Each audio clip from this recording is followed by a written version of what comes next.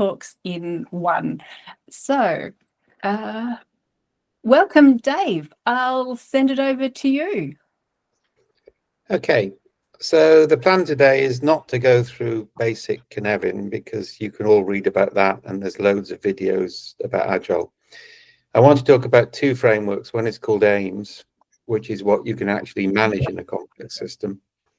And the second is the 3As, which stands for affordance, assemblage, and agency, which are the sort of environmental factors you have to manage. And I'll make a general point.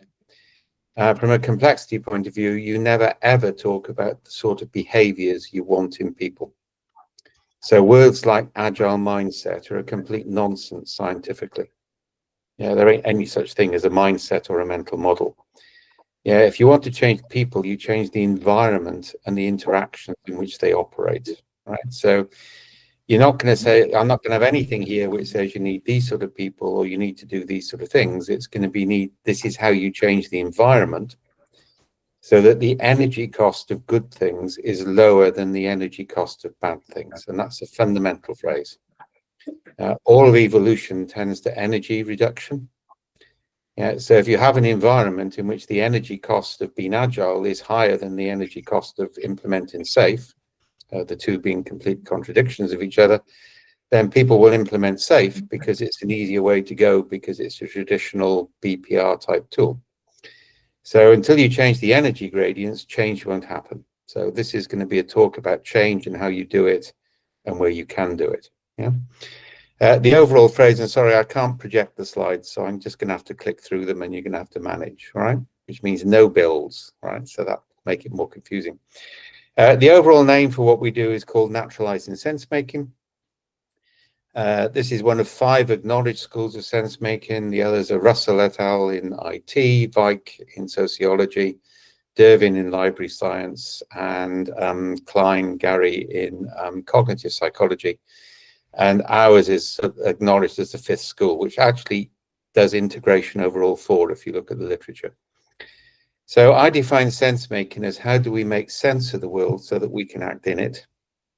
And with that comes a concept of sufficiency. You never know everything you would like to know.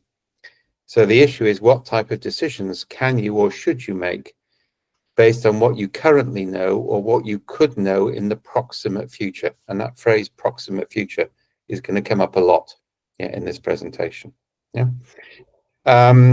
The way we develop methods and where the naturalizing comes from is we root what we do in the natural sciences. So we never ever study what other people have done, derive theory from their practice, and produce a recipe based on what we see. And the reason for that is my background in physics. When I studied physics at university, we used to say that social scientists suffer from physics envy, which was a deliberate play on words. They never have enough data to form any valid conclusion anyway.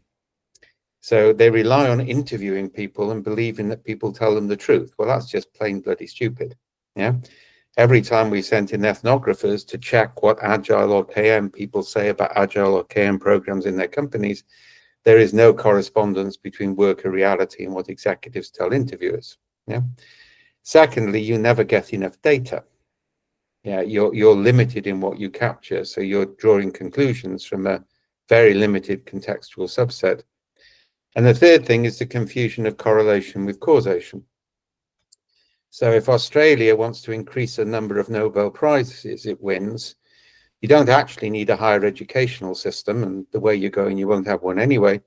All you actually need to do is increase the consumption of dark chocolate.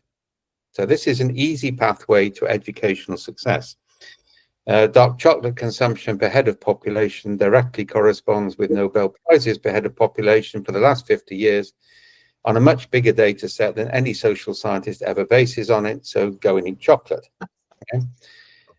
The one which I think is causal is peaks in attempts to commit suicide by drowning directly correlate with the release of Nicolas Cage movies, but I can see a reason for that. Yeah. So the correlation is a major issue. So we take a different approach, which is much more like physics. In physics, you start with the theory, and there's one day when the maths just looks beautiful.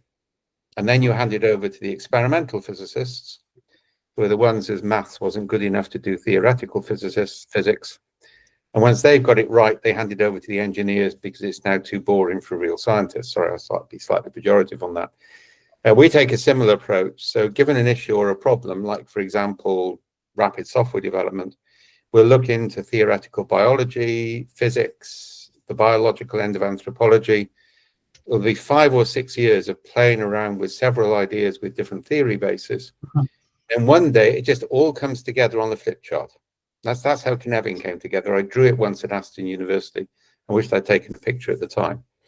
And then you hand it over into an experimental period of 3 to 4 years, and then it becomes standard and it goes into the wiki. And if you haven't seen cynefin.io, all of our methods are there. They're open source. Yeah? So that's a different sort of process. Yeah? And because we're reliant on natural science, we know that things will scale into contexts we haven't yet met. Yeah, there's no point in having any agile method based on case studies before COVID. Everything's changed. Yeah, the same on organizational change and everything else. But how people make decisions hasn't changed. Yeah, how systems worked hasn't changed. So we use that in what in complexity is called an enabling constraint. And the simplest way of understanding that, and I normally give this as a standard example, if you give radiologists a batch of x-rays, you ask them to look for anomalies. On the final x-ray, you put a picture of a gorilla, which is 48 times the size of a cancer nodule. 83% of radiologists will not see it, even though their eyes scan it. And the 17% who do see it come to believe they were wrong when they talked with the 83% who didn't. It's called inattentional blindness. The only human beings not subject to it are fully autistic. And once you realize that, you realize there's absolutely no point in sending out a systems analyst to interview people because they will only hear what they expect to hear. If you conduct more than 2 interviews, you form a subconscious hypothesis, and you literally only hear things that match that hypothesis in subsequent interviews. Oh, and if you say your professional training as a social scientist prevents that, you probably formed a hypothesis before the first interview. Yeah. So once we acknowledge that, we have to do different things. So something I'll talk about later is we use the whole of the workforce as a sensor network. So given a real world problem, we'll distribute the problem to the whole of the workforce. We'll get them all to interpret it. We'll look at the patterns of interpretation, and we'll find the 17% who have seen something different. Right? Now, that's a method based on that understanding. And just to elaborate on how we make decisions, you're fundamentally constantly doing what are called micro hallucinations. The hallucinations come from memory, and by the way, there are chemicals which break up the neuroreceptors in the brain, so you can never remember anything accurately anyway, because if you remembered it accurately, there wouldn't be a gradient and evolution wouldn't happen. We need variation in the system. So the hallucinations come from your own partial memories, the memories of other people, which come through stories, and we'll talk a lot about stories later because they're pretty fundamental. And also pure imagination. We use metaphor, we use art, we use books we've read. And those hallucinations entangle. We're not an intelligent camera. It's not a linear flow. That's why there are no such things as mental models. Those hallucinations entangle with multiple sensory data, visual and audio. Obviously, we know that scent is a major factor in trust determination, which is a problem with Zoom calls. We know that there's issues about resonance we don't fully understand yet. So, for example, a mother's heart can restart a baby's heart if they sleep in the bed together, but we don't know the mechanism for that yet. Yeah.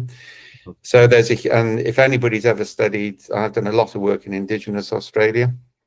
Yeah, and I've done a lot of work with water dowsing. We know there are things we don't fully understand yet in terms of human beings' ability to sense data. So what happens is we entangle those sensory stimulus with multiple hallucinations, and the first entangled pattern which seems to fit, this is all happening in nanoseconds, is what we do work with. So we do a first fit pattern match, not a best fit pattern match. And if you think about this, this makes evolutionary sense. If you think about the first hominoids on the savannas of Africa, something large and yellow with very sharp teeth runs towards you at high speed. Do you want to artistically scan all available data, look up a catalogue of the flora and fauna of the African veldt, and having identified lion, look at best practice case studies on how to avoid lions.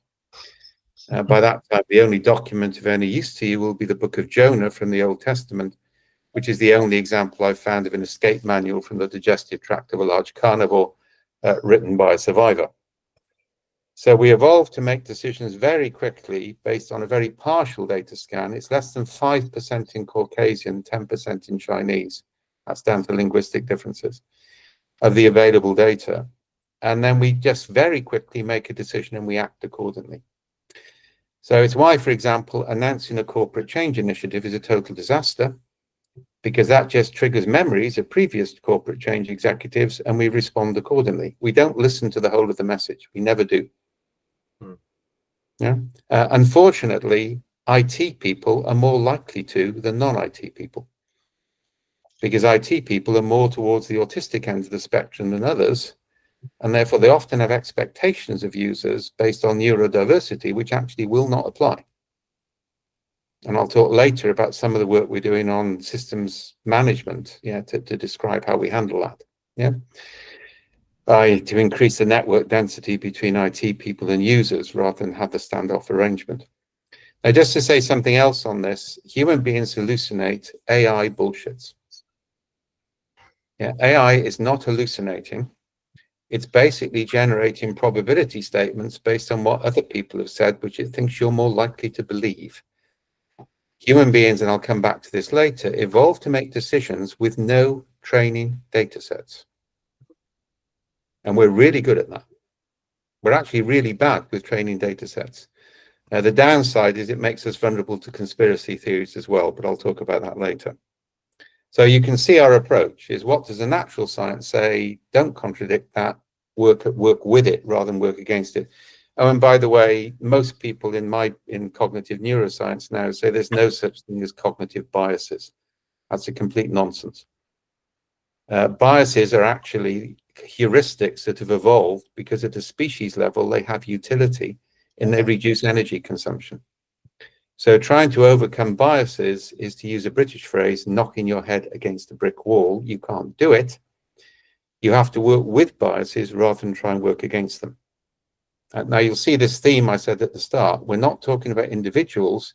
We're talking about the environment in which individuals work. And by the way, your body and your social environment makes most of your decisions for you. The cognitive aspect of your brain engages less than 10% of the time, and only if there's an anomaly. Right? So give an example. If you're walking down the street, you don't think about walking down the street till you stumble, then you think about it.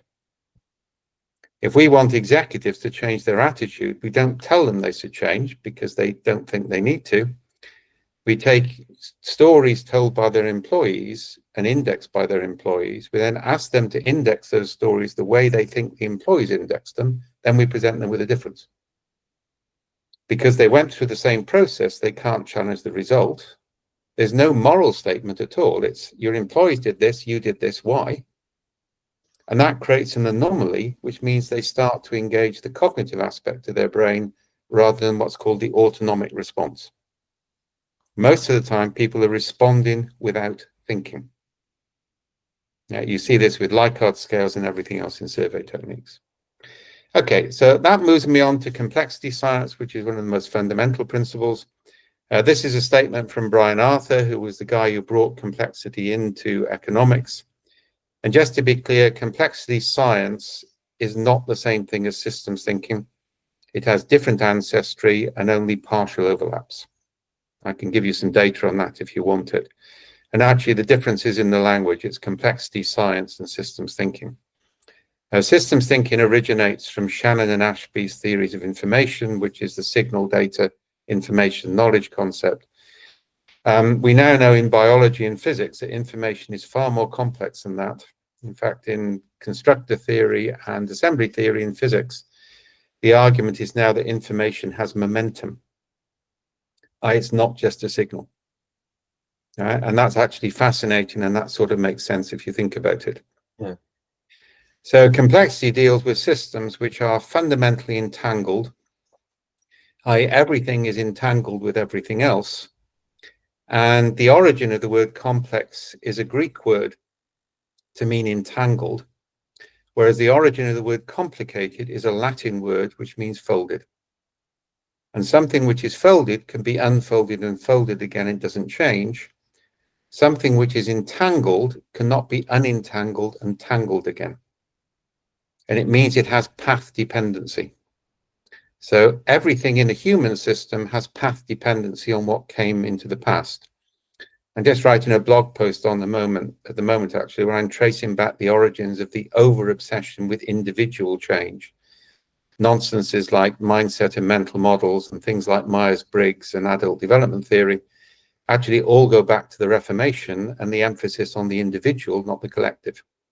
So you can see path dependency over long periods of time.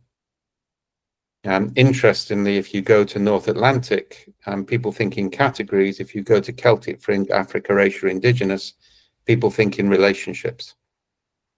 Yeah, and that makes a big difference.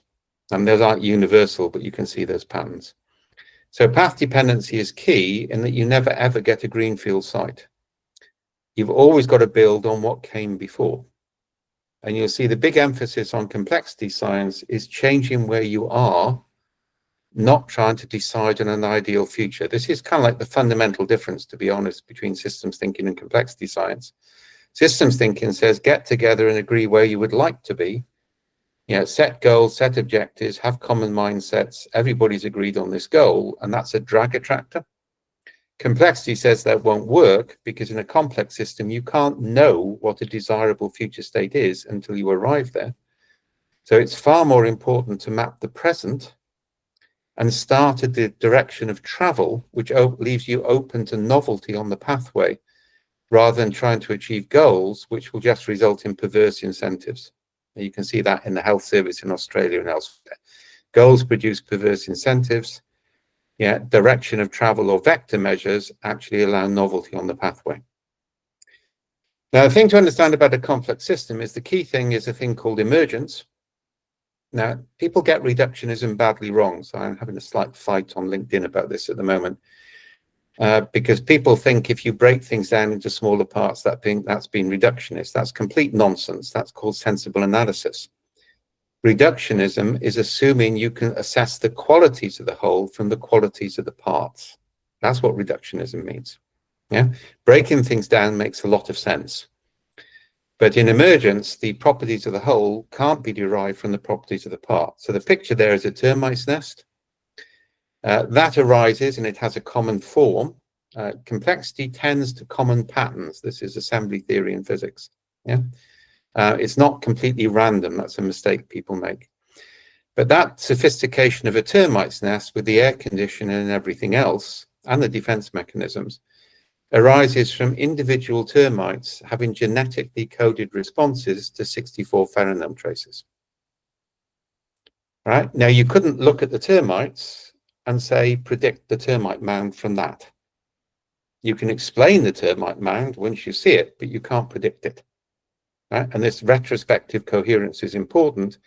You can always explain something with the benefit of hindsight, but you can't predict it, which is why we focus on present sight, not foresight. Right? Foresight is actually quite dangerous because it limits you to what you can expect.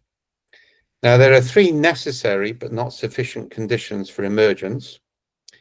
One is you need to have a lot of actants. Now, I need to explain that term because it's key. This comes from Latour actor network theory.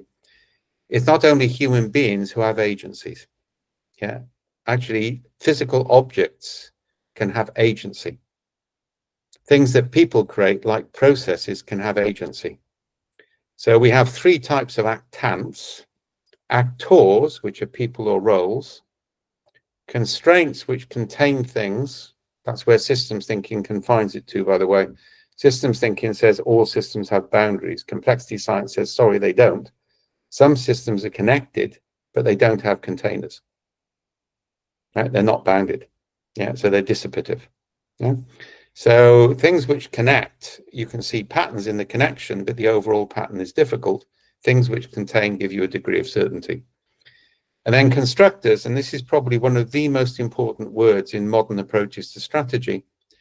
A constructor is something which transforms things but doesn't itself substantially change in the act of transformation. So a software object is a constructor. Yeah, you've got input output. Could you take off that focus on me, please, so I can see everybody? Yeah. Whoever just flipped that. Yeah. So a constructor. Thank you. So what a constructor does, yeah, is a ritual is a constructor. When somebody scrubs up to go into an operating theatre, it doesn't just increase their hygiene, it changes the 5% of the world they scan to the 5% relevant to a surgeon. We've done work where we got people to change their clothes before they test software, and it improves testing accuracy because it's an identity switch. Yeah, so constructors are really important because they give us stability in what is otherwise an uncertain system. So in complexity, I need actants, and I need a significant number of them. And remember, you don't see gorillas. I need diversity in the actants because I need to find the 17%. I then need very, very rich local interactions between the actants. Yeah. And the final condition is none of the actants must be able to think holistically. So if anybody talks about thinking holistically, they really don't get the core science. In complexity, there are too many things for anybody to see the system holistically anyway. And if you try and see the system holistically, you pervert it based on who's the most powerful person in the room, which is one of the reasons why systems thinking goes down really well with government departments, because they can hold wonderful meetings where they all agree to think differently and they all end up writing a policy document, but then nothing actually changes. Right? So the holistic word is a really dangerous word. Acting holistically, yeah, I can buy that, but you have to understand you can't change the system as a whole. All you can do is change the actants and change the interactions. And that means you need to have monitors in place so you can spot beneficial or negative emergent patterns before anybody else. And the bad ones you disrupt, and the good ones you amplify. You feed them energy or you take energy away. And the final thing you can manage is where you make an actant so rigid that it can't change. So, for example, in Australia, in the UK, we drive on the left. In the US, we drive on the right. That's making a constraint so rigid that people can't break it, and that's called scaffolding. Software architecture, by the way, this changes software architecture. It says, what are the actants, what's the scaffolding, what are the interactions? And then applications emerge from the interaction of software and people objects within scaffolding. So that starts to change the way we think about IT development as well. It also, by the way, allows higher levels of agility, because creating constructors gives me stability and reuse. And that's not the same thing as microservices, by the way. And I'll mention this now, and I'll take this up later. Some of our work at the moment is to use role-based teams in the same role as a software object. So they're polymorphic, they have inheritance, they have standard input-output. So you can put a role-based team into a software architecture, yeah, and know that the humans will act at that point with the standard output. So you don't have to automate everything. You can actually have people or objects too. And interestingly, I said that back in the 80s on corporate committees. Yeah, seeing people as objects is, I think, really important in software development. But the key, it's role-based, it's roles in combination, it's not individuals. Yeah, roles are critical, but we'll come back to that later. So that's aims. Now, the other thing we need to understand is the environment which we're operating. So this is a quote from Seneca. And to be very clear, I really don't like Stoics. I'm all in favor of the cynics. The cynics are the people in your organization who care. So if somebody isn't being nice and isn't being supportive of your Agile initiative, they're probably the ones you should listen to rather than the ones who are telling you it's the best thing since sliced bread. Yeah. And I still think Diogenes' response, to Alexander was the best one ever. I don't care who you are, get out of my light, right? That's what cynics do. Stoics, I remember the first major Stoic was a Roman emperor, so we know what Stoics want is compliance with the imperial power. Yeah. So sorry, don't buy Stoicism. But this is a great quote from Nero's tutor, as it happens, if you know your Roman history, is we can know the present, we can't know the future state. And the interesting thing, this comes from constructor theory in physics. If I know the energy gradients of the current state, it gives me better predictive capacity than a scenario. Because the lowest, and we're starting to replace scenario planning in Singapore with this. Yeah, if I can map the present accurately, whatever has the lowest energy gradient has the highest probability. So this is also called Estuarine Mapping. The name comes from when I was in a conference call with somebody once, and they were talking about Bayesian and flow and process philosophy, which is the current in thing. I live in the village where Whitehead actually wrote process philosophy. We have Russell and Whitehead who lived in this small village in the middle of Wiltshire. Yeah. But I find that danger. And halfway through, I said, for God's sake, it's not a river. It doesn't all flow in the same direction. Sometimes it flows backwards. It's an estuary. And that's sort of hooked. So in an estuary, the water flows out, the water flows back. There's things you can do at the turn of the tide that you can't do when the tide is flowing. There are granite cliffs you only have to check every 50 years, and sandbanks you have to check every day. The brackishness of the water is an indication of health. So it's a really powerful metaphor for an organization. Yeah, so estuarine mapping is, that's a sort of metaphorical name. I can't use it in Scandinavia because they have fjords, not estuaries. And if you want to upset geography students, ask them whether a fjord is an estuary or not, and stand back and wait for the fights to start, right? And you can't do it in Central Europe because they don't understand estuaries. They ain't got any. But in Wales, we have 5 different words for estuaries because we have a lot of different types. Yeah. And we have male and female estuaries as well, by the way. Yeah. So what we want to do is map the present. So what I'm going to do, and sorry, I can't do the build-up slide, is we first of all want to gather all of the actants in play.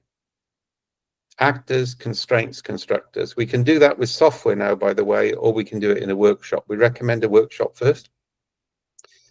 And that's called the actant triangle. So people brainstorm onto a triangle with actors, constraints, constructors.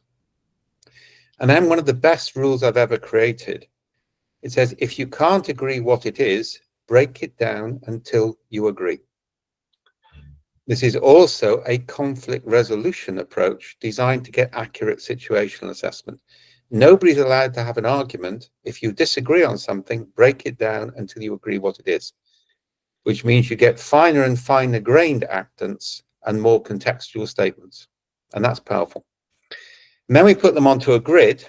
So this is the grid between the energy cost of change and the time to change. So energy is a proxy for money, resource, attention. Time at the moment is linear, but probably next year we'll have 3 different types of time. So one is kairos, which is the concept of the right time. And the other is human activity time. If anybody's ever been involved in a major road accident, you'll know that time slows down for you. Yeah, so high levels of activity slow time down, but there's an energy cost to the individual in that. But for the moment, take it as linear time. Yeah. So what we do is we get everybody to place all of the actants on that grid. And by the way, you can have negative energy. Those things are changing already. Yeah. And guess what? If they can't agree where they're placed, they break them down until they agree. Again, that conflict resolution approach.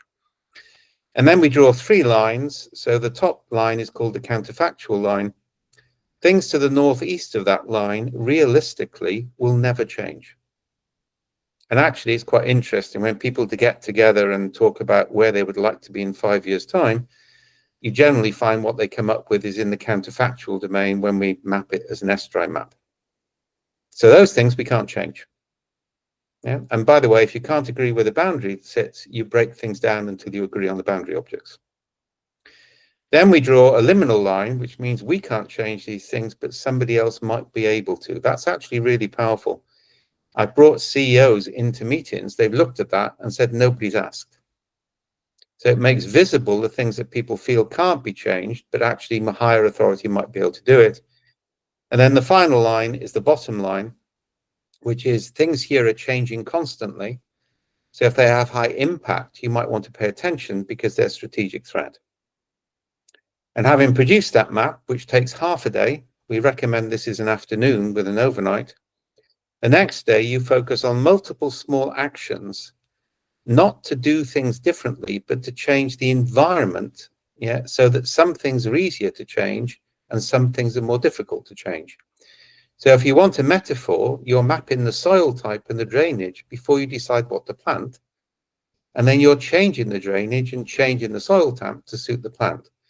This, by the way, can be sold as a massive risk reduction measure before people start a major project, whether it's a change project or an IT project or a civil engineering project. Let's just map what we can change before we decide to change it. And we can do this at scale with software. So that's called an affordance map. It maps what's afforded to you by the environment you're currently in, and it encourages you to change the affordances before you try and achieve a change anyway, which will reduce the cost of a change program. So that's called an affordance map. The second thing, and you all know this, stories matter. And I'm going to be talking about SenseMaker now as well, which, by the way, is the only software tool approved for Indigenous use in Australia. And one of the reasons for that is actually people interpret their own stories. They're not interpreted by AI or by experts from another culture. When we did one on so-called Aboriginal child abuse in Alice Springs, which was a depressing one, and that abuse was politically motivated, that claim. Yeah, we actually had the right for people to say this can only be shared with a male from my particular tribe of this age. So the permission control on stories is really important, but the real power comes from who interprets the story, not who tells it. So I'll illustrate that because I want to make the point. So you've all done an employee satisfaction survey, Yep. or the Net Promoter Score. Yes. Yeah, you can't trust the results. In fact, if you see people filling out Likert scales, they just go through it very quickly. They're not thinking because they know what the right result is. So we had this in IBM, and one of the questions on the satisfaction survey was, does your manager consult you on a regular basis, scale of 0, not at all, 10 all the time? Now, you know what answer they want. So I was in a bad mood that day, so I phoned up HR and said, I need to speak to somebody about this. And discovered I was on a watch list. I was told I couldn't speak to somebody in the UK. I had to speak to somebody in the US. Wow. Well, no, it was because I'd run a 3-month program with IBM's top 200, which had proved that Myers-Briggs was less accurate than astrology in predicting team behavior. HR had paid for it without realizing it, and they were still pissed off with me, all right, because Lou hadn't been prepared to fire me over it, all right? I did several other wicked things with HR. Never upset bright people with access to technology. We did controlled experiments to see if we could modify their behavior by modifying the input to the employee engagement survey. That's cool. And when we proved the correlation, they got angry about that as well, but never mind, right? And I said, how the hell do you expect me to answer this? I've got several managers. Sometimes they consult me, sometimes they don't. Sometimes they should, sometimes they shouldn't. You're asking a context-free question in a context-specific world. And I know what answer you want anyway, so I'm going to either gift it or game it. Yeah. I've just been doing that with Admiral Insurance because I can't stand the buggers, but I can't get rid of them. Yeah. So I've given the people a high score, but the company a low score. And that doesn't reflect how I actually think, but I know the people's salary is dependent on it. So we'll say something different. We'll say, what story would you tell in your workplace? And then we ask people to interpret the story onto a series of triangles. And one of the triangles will say, in this story, the manager's behavior was altruistic, assertive, analytical. Now, those are 3 positive qualities, so nobody knows what answer you want. So the story is hypothesis free. 6 triangles with effectively 18 positive qualities means you can't say anything negative, so there's no stress. Evaluation creates stress, description doesn't. But then as a manager, I can see my balance is analytical assertive, not altruistic. So I can literally click on the stories and say, how can I create more stories like these and fewer stories like those? If anybody wants to try this out, by the way, we've now produced a sub £1,000 absolutely automated, presents 6 cartoons. You identify the cartoon which maps your culture. You tell a story about why and you index it, and you can run that for 3 months with a report every week. That, by the way, is in partnership with Comic Agile or with Gaping Void for the cartoons. So that's a key thing and I need to explain how we do it, because what we're doing is develop a quantitative approach to narrative. Sorry, Dave, I just want to check the slide that you're on. I'm wondering if we've got a bit stuck. I haven't gone off the quote yet. Okay, I'm great. on affordances as a slide, so I'm Okay. giving a background to what I'm going to describe, right? Okay. Yeah. So either way, to come back to that. So the principle is that what we want is we want to create anomalies, because if you don't know what the right answer is, you have to think about it actively. It's thinking slow, not thinking fast, to quote Cardamom. Yeah. Now that allows me to do things at considerable scale. As I said, we're now doing this with cartoons, so you can pick one of 6 comic agile cartoons. That makes it fun and not a survey. Tell a story about what you picked it, index it, and then we can show you the patterns. Now that also links with something called an assemblage. Now this is the stuff I've been working on in the States. This explains people like Trump. So I tell a story, you tell a story, we like each other's stories, so we listen to more stories like those. And the trouble is, it didn't used to matter in village communities because we had enough human buffering that the stories couldn't get out of hand. But as a friend of mine in the Canadian Intelligence Services said, it used to be every village had an idiot and it didn't matter because we knew who the idiots were. But now the idiots have banded together on the internet to elect a president of the United States, and we need to worry about it. Sorry, he actually said to legitimize idiocy, but I can't resist adding that to it. Yeah. So what actually happens is we fall into what are called attractor wells of stories that we can't escape. These are called assemblages. This is Deleuzian epistemology. It's a strange attractor in complexity theory. And the patterns, the assemblages, have material reality. They exist independently of the storytellers, and we get sucked into them. This actually is a much better explanation of things like company culture. So what you see here is a map of an assemblage. So here, we haven't asked people to assess their culture based on a spider diagram of 15 qualities, which is very dubious academically anyway. We've got them to tell a story, index it with abstractions, and we've drawn a picture to show the different patterns which arise from that. So as you can see, there are multiple patterns. Each of those represent a different cultural cluster within the organization. And if I want to change that, I click on the negative one and say, how can I create fewer stories like that? Click on a positive one and say, how can I create more stories like these? And that's a whole new theory of change. I don't say I want an agile mindset. I don't say I want to have people who are heroic leaders or servant leaders. I say, how can I create more stories like these and fewer stories like that, which is deeply pragmatic and deeply practical. The Snowden, by the way, on the quote there, isn't me, it's my daughter, who's a medical anthropologist. All right, and that's a book which we're just publishing shortly. Okay, so that leads me on to the final thing I wanted to talk about, which is agency.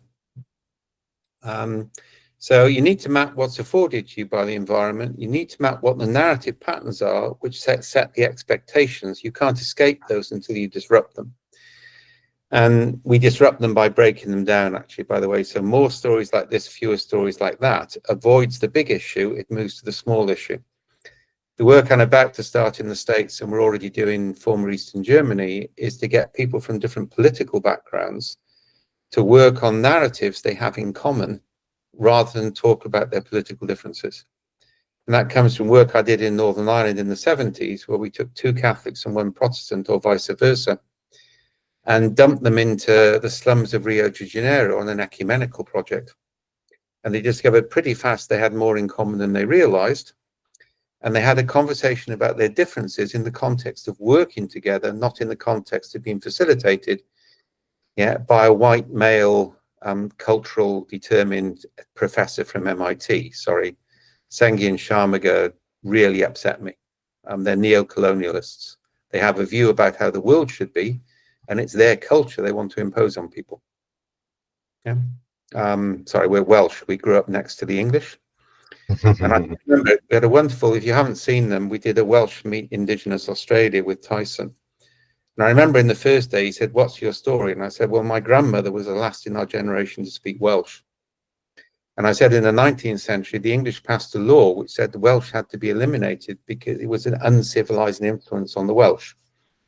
The English have been trying to civilize people around the world for centuries, and we really wish they'd stop, right? So if my grandmother spoke Welsh in school, she had to wear a wooden badge around her neck, which had WN on it for Welsh not. And then she had to catch one of her friends speaking Welsh, at which point she handed it over. Whoever wore the knot at the end of the day got thrashed by the teacher. And I still remember Tyson, he said, shit, they were doing that to us at the same time. And that whole different conversation emerged from that. And it's an illustration of narrative. But sorry, to come back to this. These are 3 examples of systems in nature. Nature optimizes without a directing intelligence. So I'm going to go through 1 thing we're doing now and 2 things we're working on. So the top right picture is of a mushroom. If you go into a mature forest, then the trees have arboreal roots, so they go in straight lines. That's flow. If you cut off the tree root, everything downstream dies. Yeah, take that as the formal organization. Connecting all of those tree roots are rhizomic mushroom roots, which you can cut, and it doesn't die anything apart from the thing you've cut. And they have a symbiotic relationship with the tree roots. And in a drought, the mushroom roots will redistribute resources to saplings away from mature trees. Yeah, and that's all automated like the termite's nest. Now we're doing that in organizations by stimulating the formation of informal networks rather.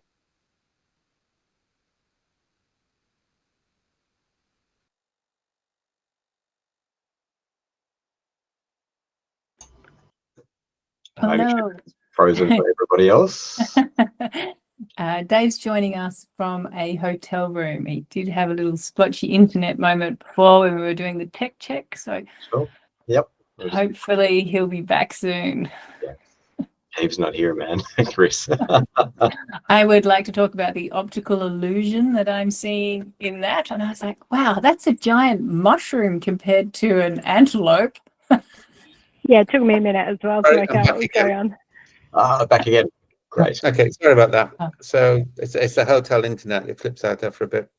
So what we're doing, for example, instead of sending a systems analyst out to interview people, we put 3 people together, a young bright coder with a systems architect or end system tester. And by the way, they're always cynical. Yeah, you don't get to be a systems architect without getting cynical. And a user trained to talk to IT people. It's a lot easier to train users to talk to IT people than train IT people to talk to users. And we throw 15 of those trios at a problem part-time for a month, rather than sending out an analyst to interview people, which means they find gorillas.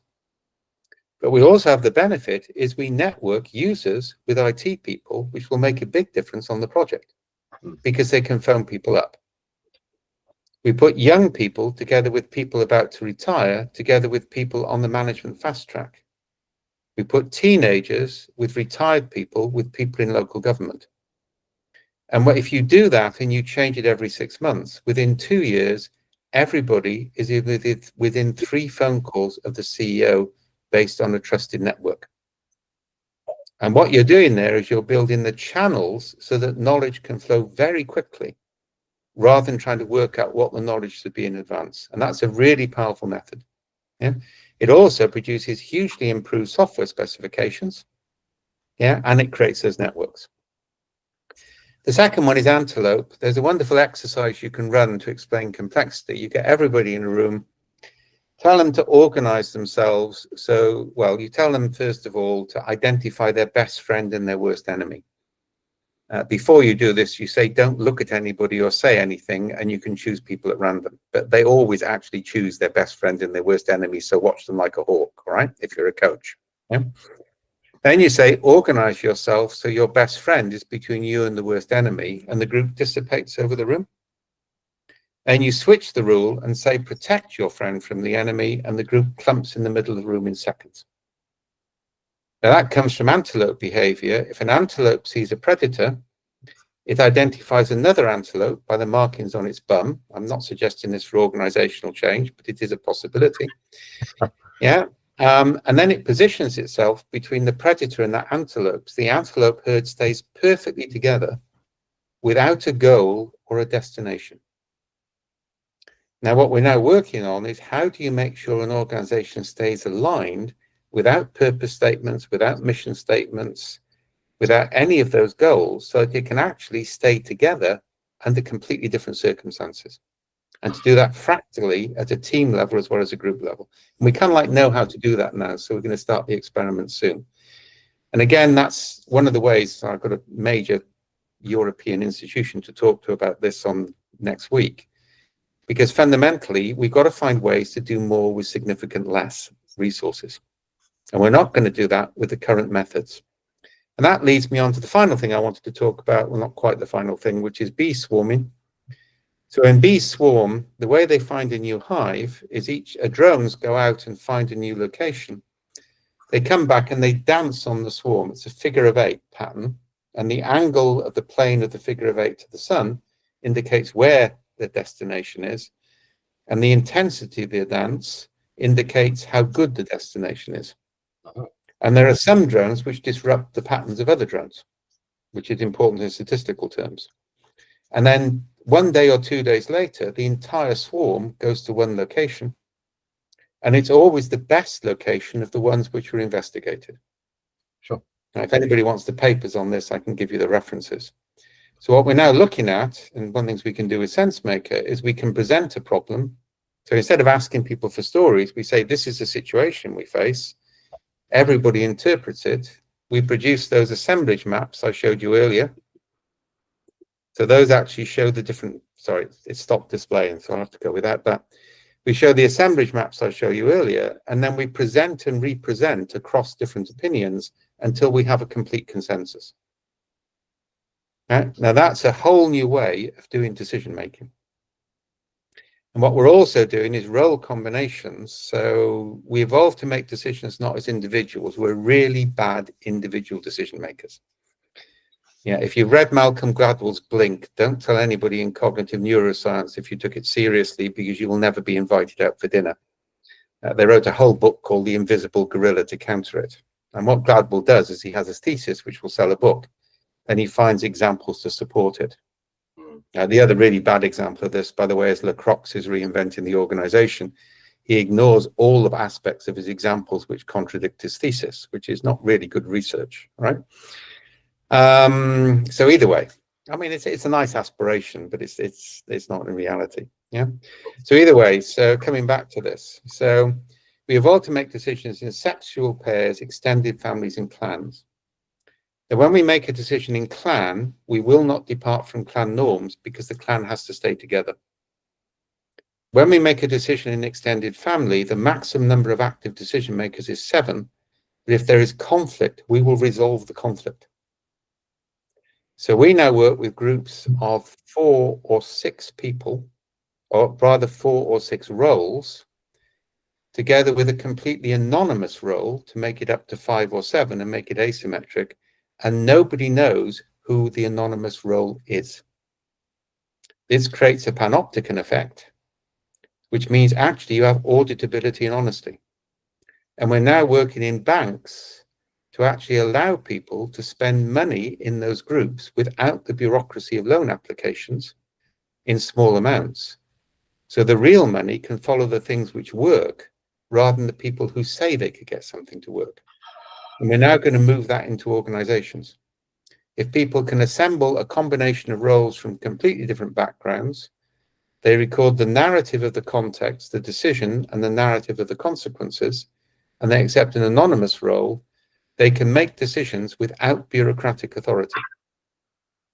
Yeah, and then the real investment can follow. And that is making Agile real, because no financial director in their right mind will just give you autonomy to self-organize. Nobody's that stupid. This gives you auditable control around the Agile objective. And we're about to start that on end-of-life decisions for children in hospitals. Yeah, because that is something where we reckon we can take out 50% of the bureaucratic costs of medical decision-making in a hospital by using role combinations, which increases engagement, makes decisions same day, but has higher auditability and allows for context adjustment of decision-making.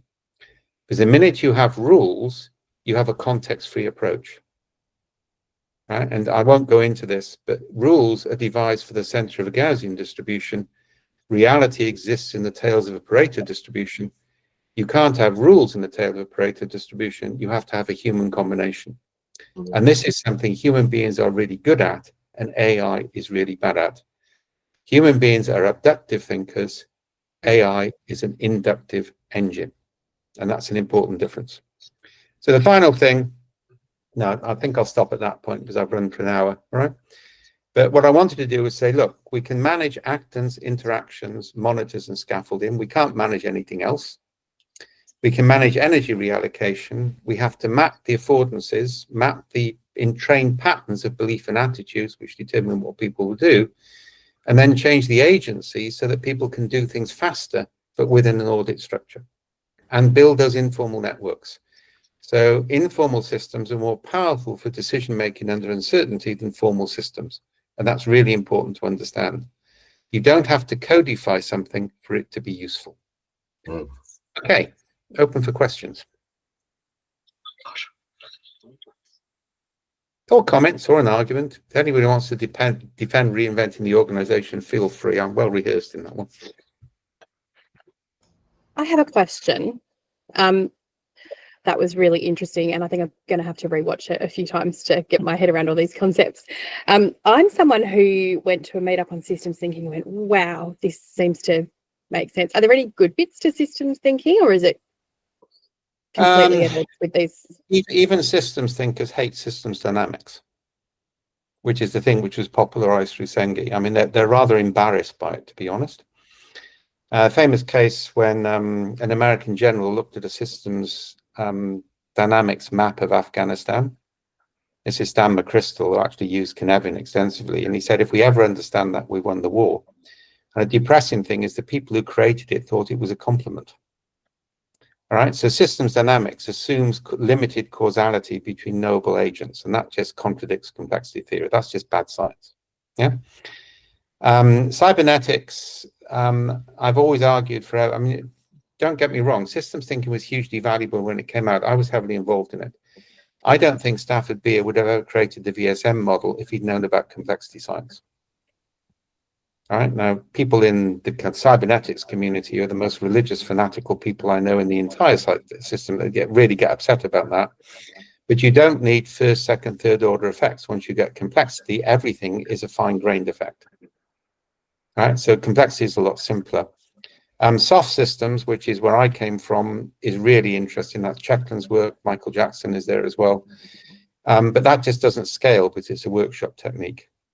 So I think you need to see systems thinking as something which was really powerful in the 80s and 90s, the early part of the century, but we've now moved on.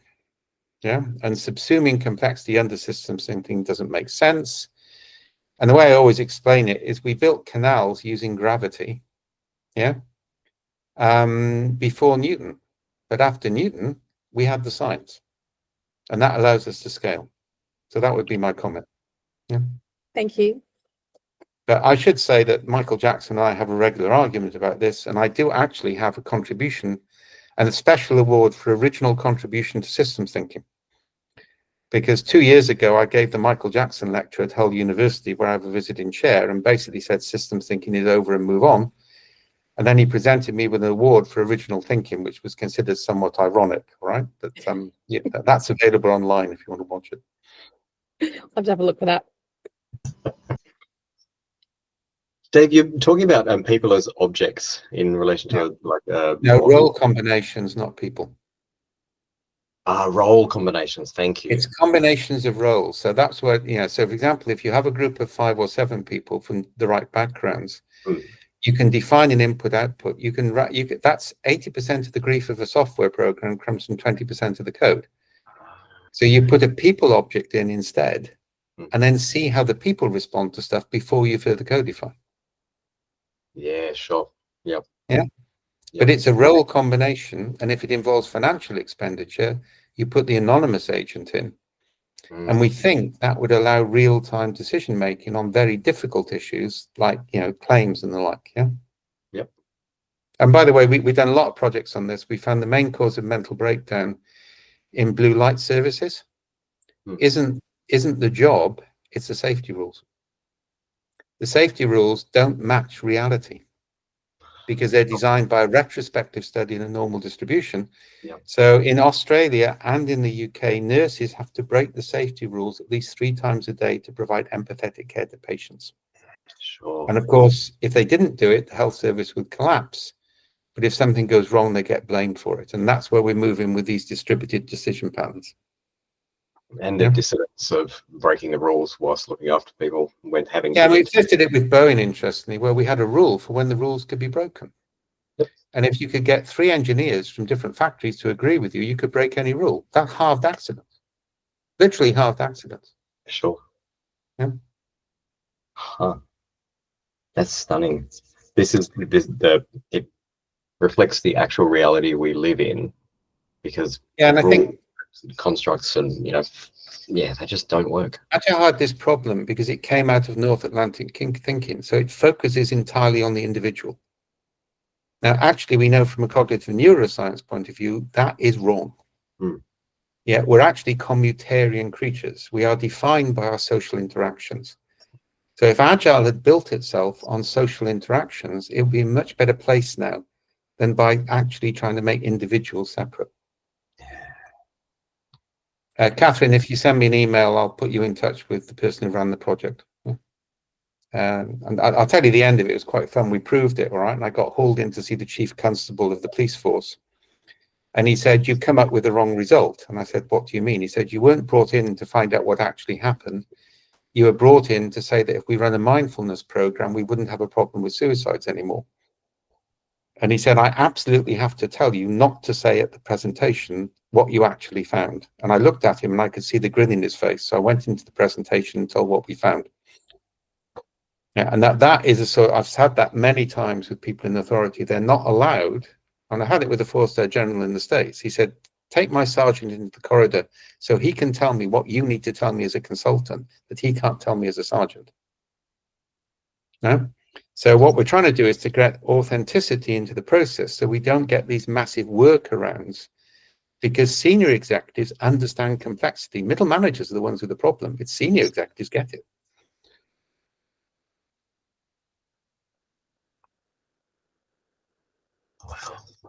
Oh, and by the way, Agile people are very cruel to senior management. It's because nobody in Agile, in fact, I think I'm one of the few in Agile, the sort of Agile speaker circuit, who've ever been a C-level executive. Most of them are just headed IT departments. If you're a C-level executive, yeah, you have a nightmare on your hands. 5 groups come in to present wonderful preparations. You're meant to make a decision who's right within 3 minutes. You've got shareholders killing you. You've got so many bloody factors killing you. And these idiots want you to make rational decisions and give them autonomy to make decisions when they have a history of poor software delivery. What the hell do you think you're going to do? Yeah, Agile people need to put themselves in the position of the people they're trying to influence rather than telling them they're wrong. Oh, and by the way, bureaucratic organization, we think that loves entangled trios. It's a different type of bureaucracy. It gives them more control. It removes the risk. It's better for me to spend $100, $500 amounts and see what works than spend hours deciding whose application for $1 million is the right one. That's how you sell it. In fact, everything I've talked about today is reducing risk and reducing cost. Yeah. None of it's about idealistic future states. It's how do I reduce risk? How do I reduce cost? And that, to be honest, is what you need to focus on at the moment.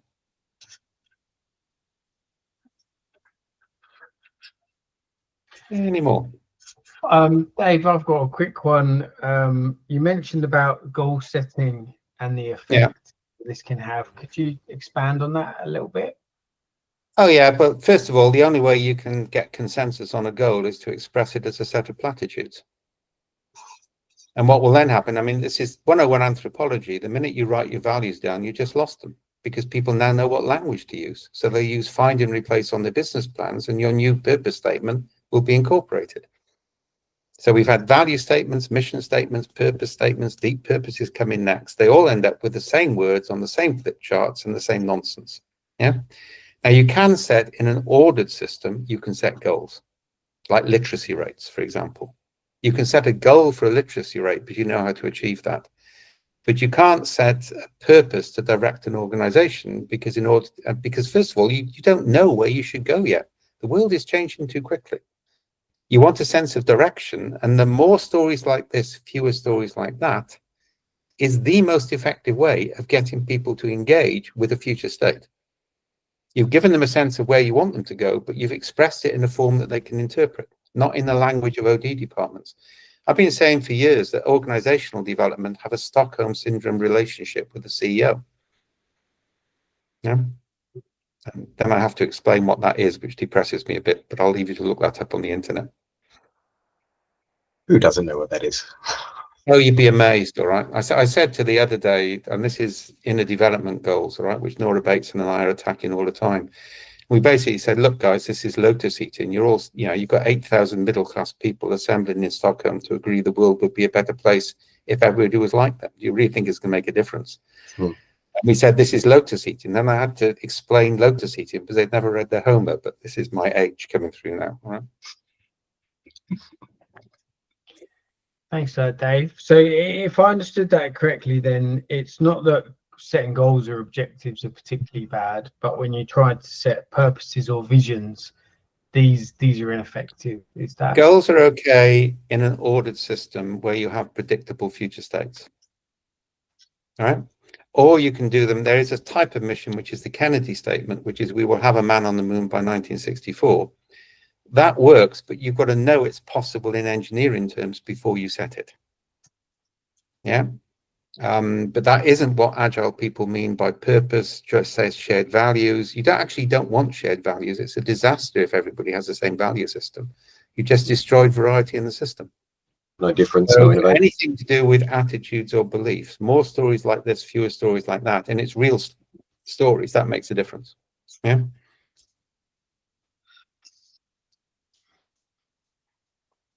Yeah, that was going to be the clarification I was after, is that stories can obviously reflect a value system. You're saying that we probably shouldn't look to align values there. No, you can, but I mean, the secret is you don't want to have somebody come in and run a workshop and create a story about what you want to be as an organization. Sorry, I have very little time for the organizational storytelling movement.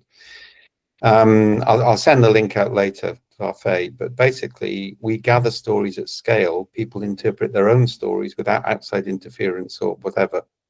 And that creates a quantitative approach, not a qualitative approach. So the stories explain the figures. So I can look at a pattern in the figures and say, well, I want the pattern to move in this direction. Only then do I look at the stories, because otherwise I'd be biased. And I say, well, I want more of these, fewer of those. And those are real stories. Yeah, or fictional, because you can use fictional provided you flag it as such.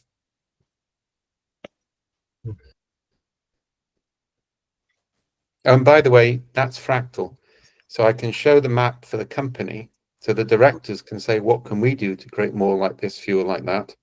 But then I can show you the map from the same source data for your division or your work group, which means actually everybody starts in a different direction because everybody's in a different starting place. But overall, the system starts to align.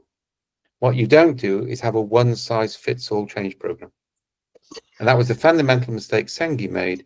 He thought the only way you could handle uncertainty is have the executives define a goal and for everybody, quote unquote, to submerge their personalities in the goals of the wider organization. And Sengi is really authoritarian if you read Fifth Discipline. So follow up there, speaking about reading, I'm sure I'm not the only one in the room who's at the point of just mind is blown and need to get a hold of the concepts. Where do you think are the best places to sort? Yep. I'll send these to Faye later. One is we jointly published with the European Union a field guide to managing complexity in a crisis. Yeah, you can download that for free. You can get a physical copy if you pay for postage, right? That's been supplemented by 2 articles. One is actually about the 3 A's, which is an open source article in a major handbook on foresight. And the third one, which is currently behind a firewall on distributed intelligence, was just published in Singapore. So I'll send you, and people are already putting the links in the thing. Yeah, but I'll send those to Faye along with a link for people who want to play with the narrative. As I say, we've made that under £1,000 and fully automated it so people can experiment with it without us knowing who they're experimenting with. Yeah, and that's got an agile version and a not agile version. And by the way, if you want to do that, I suggest you buy it in December because the price will go up in January, and we don't mind how much you forward buy it. Yeah. Thank you. And I'll make another point. One of the reasons we did that, and it took a lot of software investment to fully automate something which originally had people in it, is we found that when people saw their own organization stories, they got it. They didn't get it looking at somebody else's stories. Right? And I've seen executives who would not listen to a change manager for more than 5 seconds go home at night and spend 3 hours going through the software reading the stories. And one of the things we also do with that, we did this for the first time with the US Navy. We created what's called a sacred storybook. We just done it with one of the big car companies. We take the most vivid stories based on people's indexing and we put them into a book. And that actually summarizes the company's culture. And we give that to incoming staff and incoming executives. Yeah, because it's the most powerful stories gathered from the organization itself over a period of time. And that's called a sacred storybook, which I'll also send you the links to. It's like a picture of people and how they experience things. Yeah, and yeah, we're Homo narrans. I mean, it's interesting. Homo sapiens is part of what we are. We're also Homo narrans, Homo ludens, and Homo faber. Yeah, tools matter to us, jokes matter to us, and stories are fundamental.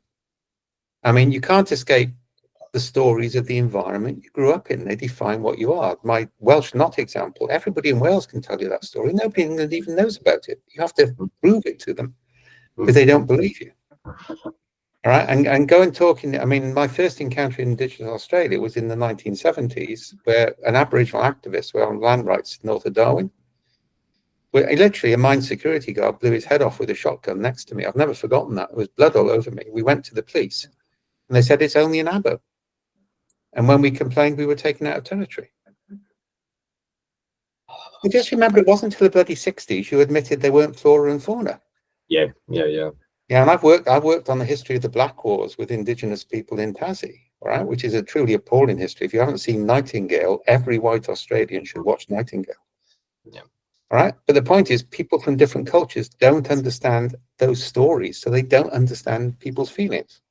So that's our approach. It's ethnography. You need to understand the day-to-day stories of people's living, not the stories they tell you in workshops or they tell consultants.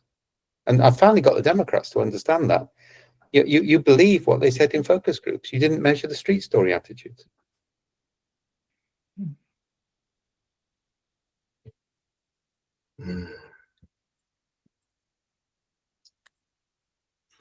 Any more?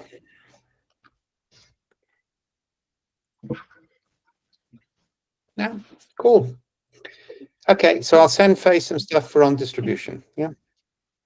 Thank Thank you. you. Thank you, Dave. I love the idea of a sacred storybook, and I'll be adding Nightingale to my list of movies to watch. Yeah, just get ready for it. I just give you a warning. This is not a film to watch unprepared emotionally. Okay. It shows the actual barbarity of what happened in Tasmania, both in the prison camp and the Indigenous population, and it doesn't pull any punches. So give you a health warning on it. Yeah. But I remember phoning up JD afterwards and saying, why the fuck did you make me watch this? And he said it was worse than that. Yeah. Yeah. Well, thank you, Dave. Thank you for giving Pleasure. up your time to share your insights with us in Perth. We do have some people I know from the UK, some storytellers from the UK. Please give Dave a round of applause. You can use your emojis in the tray at the bottom. Yeah, thank you. If you created a sketch note, please be brave and share it. You can post it in the meetup chat. Yeah, great. There's one there. I've got one as well. You can post it in the chat or flick it to me. I'll forward it on to Dave, and I will put the links that Dave gets me in the meetup chat. That'll be the place to find it. And thank you to everybody who has attended, because without you, we wouldn't have Agile Perth. So let us know what topics you're interested in, and we'll do our best to make it happen. This is our last event for 2024, so we wish you a lovely break. Dave, in Australia, we pretty much shut down from maybe the 15th of December to about the 15th of January for our summer holiday days, New Year's celebrations. Thank you, everyone. Thank you, Have a great Dave. break. Thank you, Dave. Really appreciate it. Thank you. Bye. Thanks, Thank Dave. Thanks, you. Dave. Thank you. Bye.